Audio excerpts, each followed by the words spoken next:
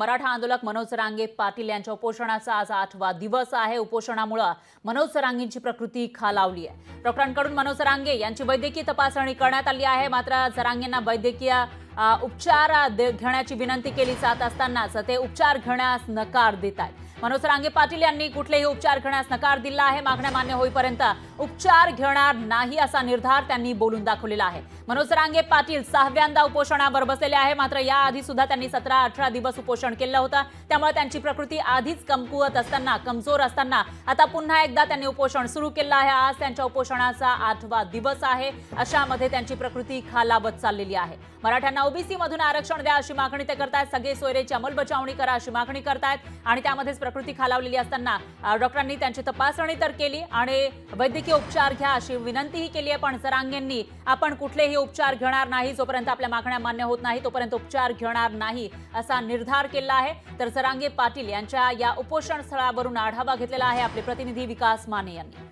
मराठा आंदोलक मनोज जरांगे पाटील यांच्या उपोषणाचा आजचा 8वा दिवस आहे। आपण पाहू शकता या ठिकाणी जरांगे पाटील जे आहेत ते इथेच आहेत आणि उपोषण करतात। मागील 8 दिवसांपासून हे उपोषण जे आहे ते सुरू आहे। काल छत्रपती संभाजीराजे यांनी या ठिकाणी भेट दिलेली होती आणि त्याबरोबरच जर पाहिलं तर सत्ताधारी असतील, विरोधक असतील, या दोघांवरतीही ताशेरे जे आहे ते संभाजीराजे यांनी ओढल्याचं पाहायला मिळालं आहे। आरक्षणाचा जो तिढा आहे तो लवकरात लवकर सोडवावा अशी मागणी जी आहे ती केली जाते आहे।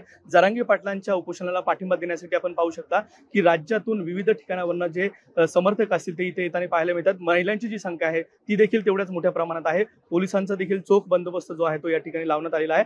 त्याबरोबरच हे जे काही पेंडल आहे त्या ठिकाणी सीसीटीव्ही कॅमेरे असतील त्याच्या माध्यमातून देखील जी नजर आहे ती ठेवण्यात आलेली आहे। मराठवाड्याच्या विविध भागातनं हे जे काही जरांगे यांचे समर्थक आहेत ते देखील मोठ्या संख्येने या ठिकाणी उपस्थित राहत आहेत, त्यांना पाठिंबा दर्शवतात आणि यामध्ये लक्षणीय अशी महिलांची जी उपस्थिती आहे ती पाहायला मिळत आहे।